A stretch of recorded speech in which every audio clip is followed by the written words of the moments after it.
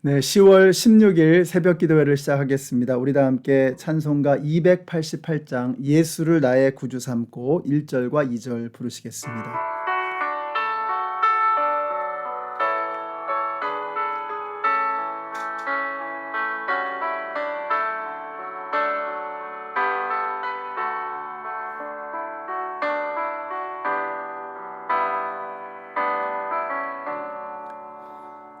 예수를 나의 구주 삼고 성령과 피로써 거듭나니 이 세상에서 내 영혼이 하늘의 영광 누리도다. 이것이 나의 간증이요 이것이 나의 찬송일세. 나 사는 동안 끊임없이 구주를 찬송하리로다. 온전히 주께 맡긴 내 영 사랑의 음성을 듣는 중에 천사들 왕래하는 것과 하늘의 영광 보리로다. 이것이 나의 간증이요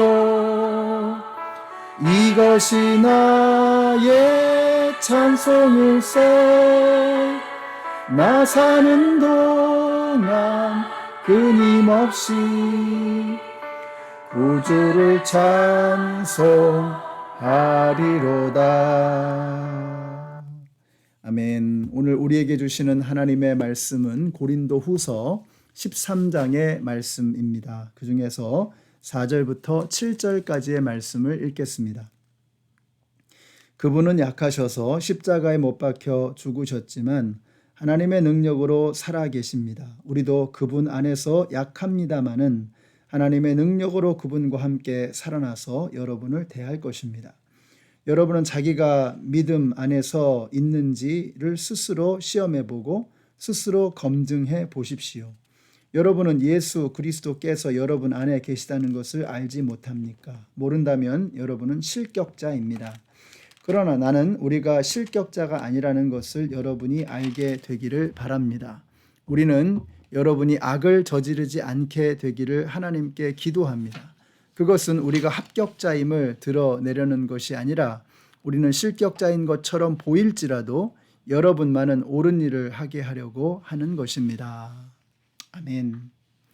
네, 고린도후서 13장은 이제 편지를 마무리하면서 지금까지의 경고에도 불구하고 여전히 자신의 죄악을 회개하지 않는다고 하면 내가 이제 3차 방문을 할 때에는 가서 용서하지 않겠다라고 하는 정말 무시무시한 단호한 경고를 하고 있습니다.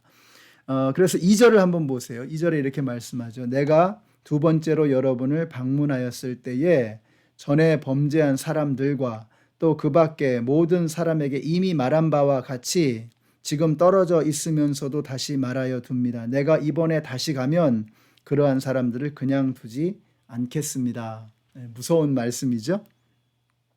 자, 그러나 이것은 결코 고린도 교회의 성도들을 미워하거나 단순히 분풀이를 하려고 하는 것이 아닙니다. 마치 아비가 자녀를 너무나 사랑하기 때문에 단호하게 그 잘못된 것을 바로잡아 주기 위해서 애쓰는 것 같은 그런 사랑의 표현이 아닐까 하는 생각이 듭니다. 그래서 바울의 본심이 오늘 편지의 마지막 부분에 잘 나타나 있습니다. 그래서 오늘 편지의 마지막 부분을 좀 보려고 그래요. 11절 보세요. 끝으로 말합니다. 형제자매 여러분 기뻐하십시오. 온전하게 되기를 힘쓰십시오. 서로 격려하십시오. 같은 마음을 품으십시오. 화평하게 지내십시오. 그리하면 사랑과 평화의 하나님께서 여러분과 함께 하실 것입니다. 이게 부모의 마음이죠. 야단치고 책망하고 무서운 말씀을 하지만 그러나 그 마음 깊은 곳에는 이런 따뜻한 사랑의 마음이 담겨 있는 거예요. 지금까지 사도 바울이 정말 말을 거칠게 했습니다. 무섭게 말을 했어요. 그렇지만 편지를 마무리하면서 정말 바울의 본심을 드러내는데 이 11절의 말씀이 바로 그 바울의 마음이라고 하는 것입니다. 자, 먼저 뭐라고 얘기하느냐? 형제자매 여러분 기뻐하십시오. 자, 이건 기쁨이라고 하는 것은 바울 신학에 있어서 대단히 중요한 부분입니다. 현재 우리의 고난은 장차 우리에게 나타날 영광과 좋게 비교할 수 없도다. 현실 인식이 정확합니다. 우리가 지금 고난 가운데 있다는 거예요. 근데 바울의 강조점은 뭐냐면 우리가 장차 커다란 영광을 받을 것이다. 우리가 어마어마한 기쁨을 누릴 것이다. 이것을 강조하고 있는 것입니다. 고난을 무시하는 것이 아니라 고난 이후에 오게 될 영광과 기쁨이 어마어마하다라고 하는 것을 강조하고 있는 거죠. 형제자매 여러분 기뻐하십시오 라고 고린도 교회 성도들에게 말하고 있습니다. 그들이 지금 힘들고 어려운 시기를 지나가고 있다는 것을 사도 바울도 잘 알아요. 그러나 그럼에도 불구하고 기뻐하라고 말씀하는 것은 이제 장차 오게 될 하나님이 주시는 영광과 기쁨이 비교할 수 없을 정도다라고 강조하고 있는 것입니다. 또 바울은 로마 감옥에 있으면서도 빌립보의 성도들에게 이렇게 말합니다. 기뻐하라. 내가 다시 말하노니 기뻐하라. 여러분, 그가 감옥에 갇혀 있으면서도 기쁨을 주체할 수가 없는 거예요. 그래서 너희들도 기뻐하라. 이렇게 말씀하고 있는 것이죠. 여러분, 바울이 어떻게 이런 게 가능했을까? 어떻게 그런 절망적인 상황 속에서도 감옥에 갇혀 있으면서도 힘들고 어려운 시기를 겪으면서도 기뻐하라고 말할 수 있을까? 여러분, 사도 바울이 3층 천에 올라갔다고 했잖아요. 그 3층 천에 올라가서 이게 보는 겁니다. 하나님의 나라를 보니까, 하나님의 영광을 보니까, 앞으로 펼쳐질 하나님의 역사를 보니까 지금 우리가 당하고 있는 고난이 아무것도 아니라는 거예요. 그러니까 기뻐하라고 말씀하고 있는 겁니다. 만약에 고린도 교회의 성도들이 그냥 알아서 기뻐하고 있다면 굳이 기뻐하라고 말할 이유가 없겠죠.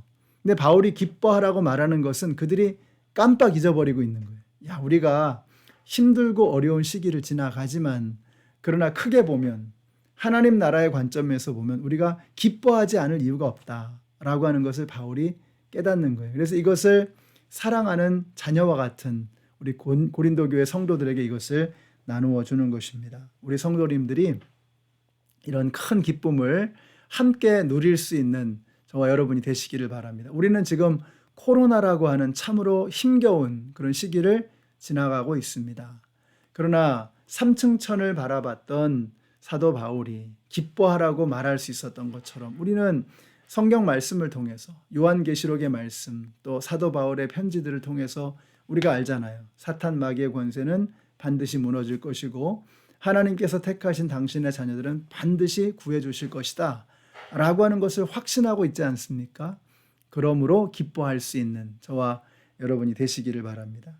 자, 그 다음에 나오는 게 온전하게 되기를 힘쓰라고 했어요. 우리가 예수 믿으면 그냥 갑자기 온전해지는 것은 아닙니다.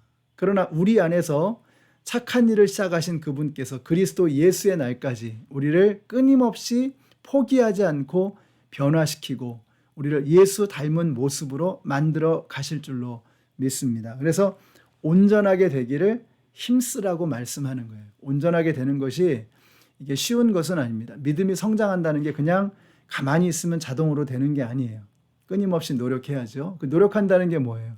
예수 안에 머물러 있는 거예요. 어떻게 우리가 예수 안에 머물러 있을 수 있습니까? 어떻게 포도나무 가지가 포도나무에게 붙어 있을 수 있습니까? 내가 노력해서 되는 게 아니죠. 한 가지, 하나님의 말씀과 기도, 예수 그리스도 안에 머물러 있는 이 믿음의 결단. 우리가 예수님 안에만 머물러 있으면 우리는 잘 될 수밖에 없는 것을 믿으시기 바랍니다. 우리는 정말 예수님을 닮아가는 믿음의 성장을 이룰 수밖에 없는 것을 믿으시기 바랍니다. 그래서 온전하게 되기를 힘써라 이렇게 말씀하고 있는 거예요. 그 다음에 나오는 것이 서로 격려하라고 했습니다. 여러분, 격려가 참 중요합니다. 제가 보니까 사람이 못한다 하면 진짜 못해요. 잘한다 하면 진짜 잘할 수 있게 되더라고요. 저도 뭐 공부를 되게 안 했습니다. 근데 중학교 2학년 때였던 것 같아요. 반에서만 30몇 등 하다가 어떻게 뭐 소가 뒷걸음질 치다가 뭐 잘 찍었는지 한 20 몇 등 하게 됐어요. 근데 그 담임 선생님이 불러서 칭찬을 해 주시는 거. 이 녀석 봐라. 공부 좀 하면 되겠는데? 이렇게 칭찬을 해 주시는 거예요. 지나가는 말로 한마디로. 그때부터 이제 내 공부를 잘해 봐야지. 열심히 해서 선생님한테 칭찬받아야지. 이런 생각이 들어서 그때부터 이제 공부라는 것에 조금씩 관심을 갖게 되었습니다. 그러니까 보면은 이게 칭찬하면 사람이 정말 변해요. 달라지기 시작하는 것입니다. 그러니까 서로 격려하라는 거예요. 서로 디스커리지 하지 말고 깎아내리지 말고 잡아 끌어당기지 말고 좀 밀어주라는 거예요. 도와주라는 거예요. 서로 잘 될 수 있도록 서로 협력하라는 것입니다. 우리 연합장로교회 성도님들이 서로 깎아내리는 것이 아니라 끌어내리는 것이 아니라 밀어주고 도와주고 끌어주고 하셔서 서로 격려하고 칭찬하고 하셔서 정말 행복한 신앙생활을 할 수 있는 저와 여러분이 되시기를 바랍니다. 마지막으로 같은 마음을 품고 화평하게 지내라고 사도 바울이 말씀하고 있어요. 같은 마음을 품고 화평하게 지낼 수 있는 비결이 뭐냐? 이건요, 사람을 귀하게 여길 줄 알면 됩니다. 사람을 우습게 하니까 화평하지 못하는 거예요. 상대방의 뜻을 존중하지 못하는 거예요. 그러니까 하나가 되지 못하는 것이죠. 근데 내가 저 사람도 정말 귀한 사람이다. 예수님께서는 저 사람을 위해서도 죽으셨다라고 하는 것을 깨달으면 사람을 함부로 할 수가 없어요. 그 사람이 내는 의견도 소중하고 그 사람의 감정도 중요하고 그 사람의 역할도 중요해지게 되는 거죠. 근데 이걸 무시하고 그냥 나만 옳다라고 생각하고 내 뜻대로 해야 된다라고 생각하고 나만 소중하면 그러면은 같은 마음을 가질 수가 없죠. 화평하게 지낼 수가 없는 것입니다. 우리가 서로 사랑하고 서로를 소중하게 여기고 화목하게 한 마음으로 지내는 거, 이게 천국 아니겠습니까? 이 땅에서 우리가 만들 수 있는 천국이 있어요. 서로 화목하고 한 마음이 되고 화평하고 서로 격려하고 기뻐하고 칭찬하고, 여러분 이것이 바로 천국의 모습인 줄로 믿습니다. 교회는 그러해야 한다라고 사도 바울이 말씀하는 거예요. 우리 연합장로교회 성도님들이 이렇게 마음을 좀 고쳐 먹으시고, 우리는 막 경쟁에 익숙하잖아요. 저 사람을 끌어내리고 내가 올라가는데 이런데 쾌감을 느끼잖아요. 그런 거 다 쓸데없는 겁니다. 다 소용없는 짓입니다. 우리가 함께 천국을 만들어 가야 돼요. 그것이 이 땅에 우리를 그리스도인으로 부르신 하나님의 목적입니다. 그걸 보면 저 사람들 정말 예수를 믿는 사람들 맞구나. 예수라는 분이 대단하긴 하구나. 그들이 믿는 하나님은 어떤 하나님일까 궁금하구나 하면서 하나님의 나라가 우리 교회를 통해서 이 땅 가운데 펼쳐지게 되는 것입니다. 이 땅에서 하나님께서 기뻐하시는 아름다운 천국과 같은 교회의 모습을 만들어 나가시는 우리 모든 성도님들이 되시기를 예수님의 이름으로 축원합니다. 기도하겠습니다. 하나님 감사합니다. 우리 연합장로교회 성도님들이 서로를 소중하게 여기고 서로를 기쁘게 여기고 서로를 귀하게 여기시면서 한 마음이 되어지고 격려하고 칭찬하면서 이 땅 가운데 하나님의 나라 천국을 만들어가는 저희들 모두가 되게 하여 주시옵소서. 예수님의 이름으로 기도드렸습니다. 아멘. 네, 사랑하는 성도 여러분, 이제 토요일인데요.